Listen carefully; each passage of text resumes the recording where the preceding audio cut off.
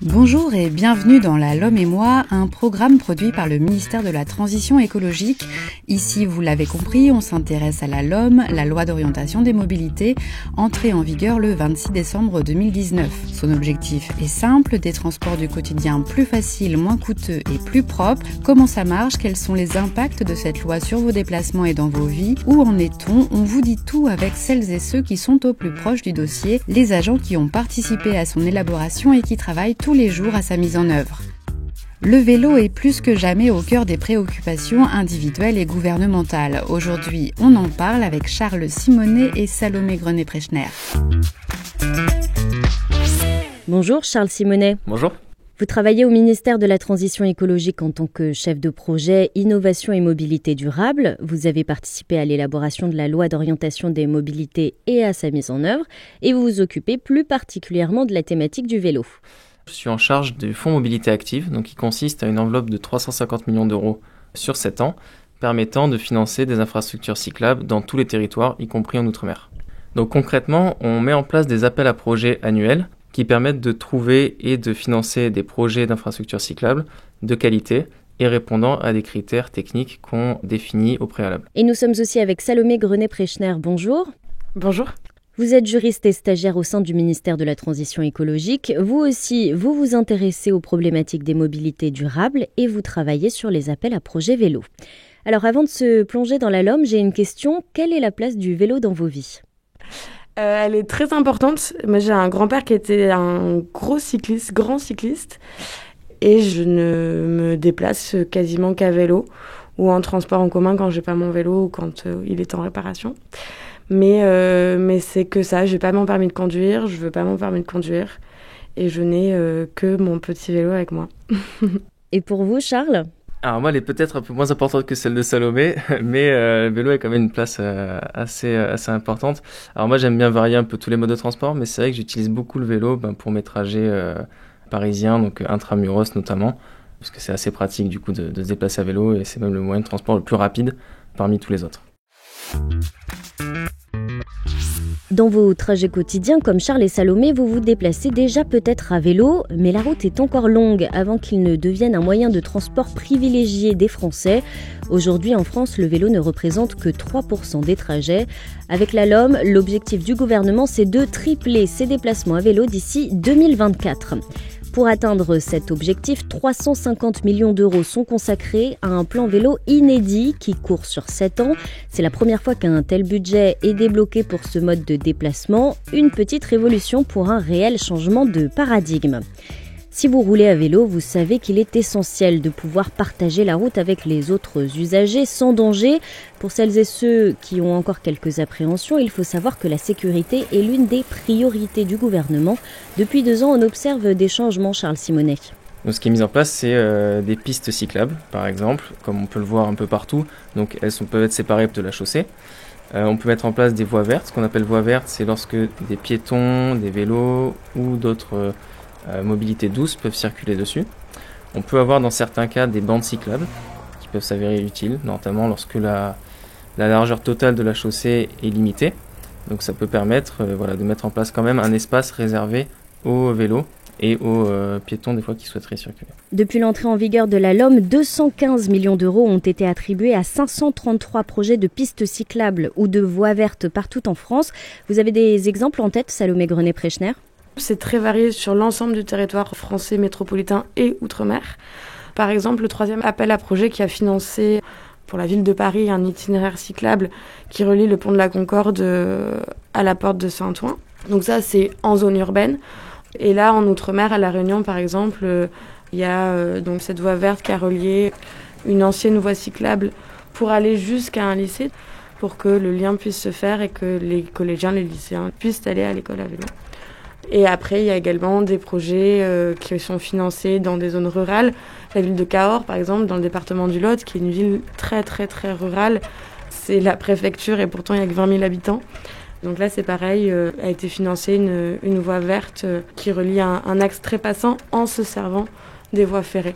Donc voilà, c'est plein de projets très, très divers et variés sur des territoires très divers et variés avec un but finalement. Il n'y a pas que les citadins qui peuvent faire du vélo, quoi. Donc là, l'idée, c'est vraiment de mettre en confiance les cyclistes et ça marche visiblement, Charles Simonet. C'est exactement ça, et puis on peut même voir que depuis, en un an, bien aidé par la crise sanitaire, où le vélo a eu la part belle, on a vu une augmentation d'environ 30% de la fréquentation des pistes cyclables. Donc on sent que la population a un réel engouement et a de plus en plus confiance pour se déplacer à vélo. Alors, une fois qu'on roule sans danger, il faut aussi trouver des solutions pour mettre son vélo en sécurité. En France, 300 000 vélos sont volés chaque année, soit un vélo volé toutes les 2 minutes. Cela peut aussi être un obstacle pour celles et ceux qui hésitent à se mettre au vélo. Pour lutter contre ce fléau, il existe ce qu'on appelle le marquage, Salomé Grenet-Prechner. C'est un numéro qu'on va inscrire sur le cadre du vélo. Et ce numéro va être recensé dans un fichier national, ce qui va permettre en fait d'éviter le recel de vélo. Et donc là, du coup, une personne qui va vouloir revendre un vélo qui est identifié ne pourra pas le faire puisque ça peut remonter et qu'on retrouve le propriétaire. Avec la loi LOM, le marquage devient obligatoire pour les boutiques qui vendent des vélos, Charles. Depuis le début de l'année 2021, tous les commerçants donc vendant des vélos neufs doivent obligatoirement marquer ces vélos. En juillet, ce sera le cas pour les vélos vendus d'occasion. Et sinon, le propriétaire d'un vélo peut décider lui-même de faire marquer son vélo pour une somme comprise entre 5 et 10 euros environ. Pour lutter contre le vol, l'installation de places de stationnement sécurisées dans les gares a aussi déjà commencé. Vous habitez dans le 2e arrondissement de Paris, vous souhaitez vous rendre à la gare du Nord pour aller à Lille, sauf que vous ne vous déplacez qu'en vélo. Et dans ce cas-là, avec la loi LOM, sera possible de déposer son vélo de manière sécurisée, soit dans un petit caisson avec un code qui permet de rentrer en toute sécurité son vélo, soit avec des arceaux surveillés. Donc voilà, des choses qui sont très sécurisées et qui évitent grandement le vol, surtout dans ces pôles d'échange que sont par exemple les gares, où le vol est très présent et personne ne souhaite laisser son vélo dans une gare. Ces places de parking à vélo sécurisées dans les gares, on peut les espérer pour quand, Charles Simonet ? Ça, il y en a déjà beaucoup qui ont été déployés dans un certain nombre de gares aujourd'hui, mais l'obligation que met en place la LOM va concerner un grand nombre de gares, et ce au 1er janvier 2024. Certaines d'entre elles sont déjà conformes à cette obligation, donc on pris un peu d'avance par rapport à la loi d'orientation de la mobilité, et d'autres devront se conformer d'ici 2024. Dans les gares, il vous sera aussi bientôt possible de prendre le train avec votre vélo. Oui, tout à fait. C'est la possibilité en fait d'être dans une multimodalité, c'est-à-dire de pouvoir utiliser différents moyens de transport. Donc je viens à la gare avec mon vélo, je décide de prendre le train et charger mon vélo dans le train. Donc voilà, et c'est en fait la possibilité de pouvoir partir pour les personnes qui habitent pas à Paris, qui travaillent à Paris, avec son vélo le matin. C'est pouvoir partir en vacances avec son vélo. Donc c'est vraiment la possibilité d'être dans une multimodalité à faible émission carbone, c'est-à-dire pas de voiture individuelle. Voilà, et c'est aussi possible dans les gares Macron, qui sont les bus longue distance type Flixbus. Je pars de Paris pour aller à Amsterdam. Et c'est prévu pour quand ? Dès aujourd'hui, en fait, donc c'est déjà sorti. Donc là, toutes les compagnies doivent s'y conformer dès maintenant. Donc dès qu'une nouvelle rame est commandée, cette nouvelle rame de train, par exemple, doit contenir entre 4 et 8 places minimum pour les vélos, en fonction du type de train, si c'est un TER ou un TGV.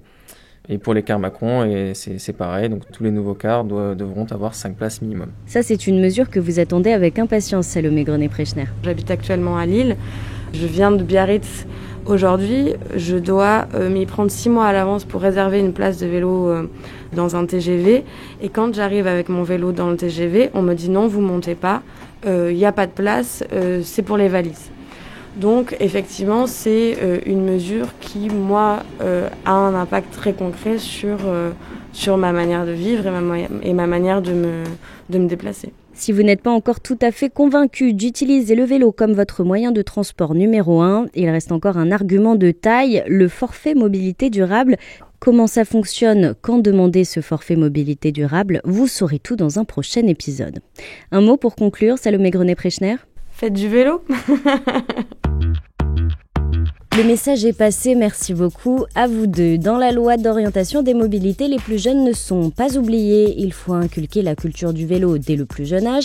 Et vos enfants ou les enfants de votre entourage vous ont peut-être déjà parlé d'une leçon de conduite à vélo dans la cour de récréation. Avec la LOM, ces formations sont fortement conseillées dans les écoles primaires pour les enfants de 6 à 11 ans. Au total, 21 millions d'euros ont été débloqués pour permettre à 850 000 cyclistes en herbe, soit le nombre d'élèves en primaire chaque année, de recevoir cette formation. Voilà, ce premier épisode de La LOM et moi est terminé. Dans le prochain, on parlera de voitures électriques, d'applications mobiles et de free floating. Alors, à très vite.